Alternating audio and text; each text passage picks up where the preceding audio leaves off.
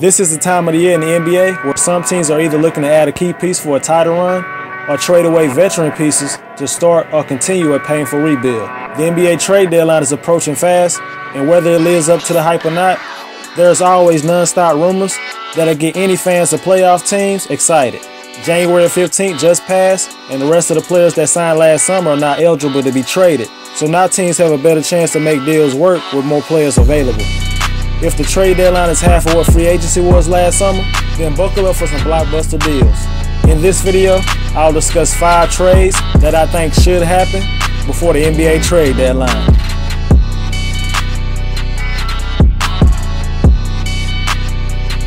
DeAndre Jordan has been one of the hottest names on the market for most of the season so far.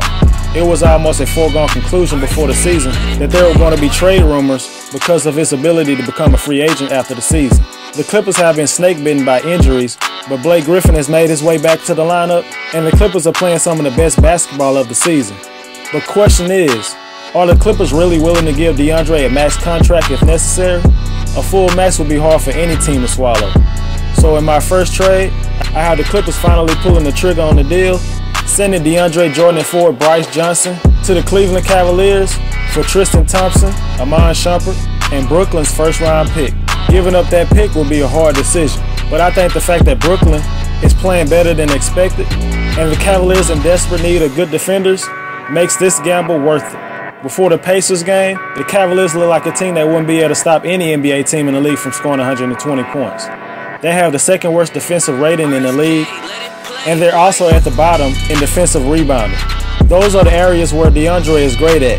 For the Clippers, they can have 2 possible lottery picks that could help them make some moves in some form or fashion.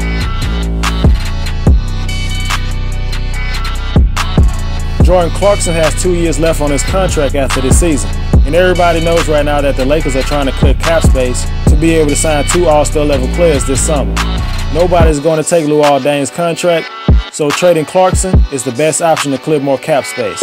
I have the Lakers trading Clarkson to the Orlando Magic for Mario Hezonja and Shelvin Mack. Obviously, the Lakers don't want to bring back players with contracts past this season, so this deal is perfect. Hezonja will be a free agent at season's end, and Shelvin Mack's contract is unguaranteed next season.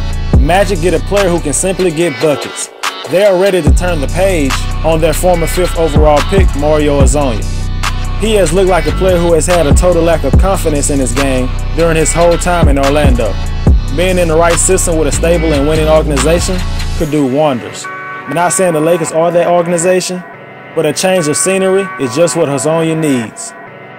Ever since the Nikola Mirotic and Bobby Portis altercation before the season, all signs have pointed to the Bulls moving Mirotic, who has played some of the best basketball of his career this season. Any team that needs a floor spacer needs to be calling the Bulls right now. Another reason to trade Mirotic is the fact that the Bulls will simply have a better chance at losing some games to get a better draft pick.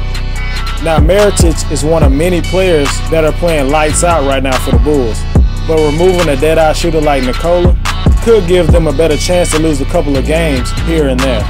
In my third trade, I have the Bulls trading Mirotic to the Detroit Pistons for Stanley Johnson and Boban Marjanovic. After a terrific start to the season, the Detroit Pistons have regressed from a top 3 Eastern Conference team to a team currently occupying the 8th spot. They have been playing without Reggie Jackson, who is out due to a sprained ankle. Adding a dead-eye shooter like Mirotic could help them get back on track to the level they were playing at the beginning of the season. Stanley Johnson has been a big disappointment after a somewhat promising rookie year. At small forward, it's definitely a position of need for the Chicago Bulls. I never understood why George Hill signed with the Sacramento Kings if his expectations were to win. Most people thought it was just an opportunity to cash in on a big contract and suffer losing for a while. Hill recently described his time with the Kings as very frustrating.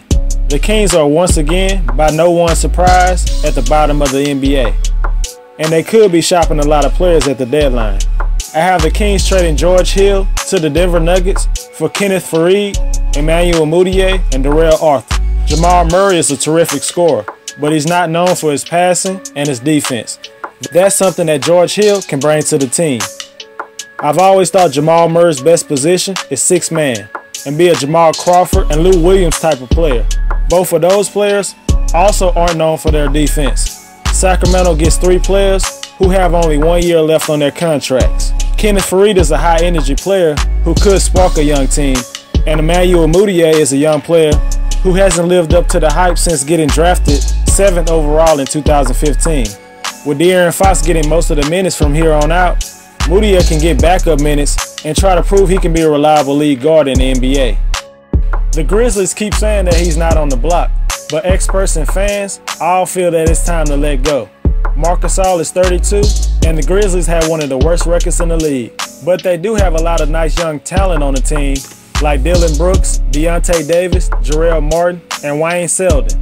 Why not add some more talent to the team with trading your franchise center? I have the Grizzlies trading Marc Gasol and James Ennis to the Milwaukee Bucks for Thon Maker, John Henson, and Mirza Teletovic. After his surprisingly impactful rookie year, Thon Maker has looked like the project that many thought he was going into the draft and that he was going to take some time to develop. But do the Bucks really want to wait for him to become a reliable, impactful player with the long-term potential of a team like the Celtics and LeBron James still in his prime? Or do they want to make a move for all-star caliber center like Marc Gasol? Gasol's numbers are down this year, and he looks like he's not the player he used to be. But maybe playing on a contending team with a great player like Giannis could rejuvenate his play and could turn the Bucks as one of the favorites in the East. You can have a lineup of the Greek Freak, Bledsoe, Middleton, Parker, and Gasol, with Snell and Brogdon coming off the bench. Now that sounds like a championship contending squad.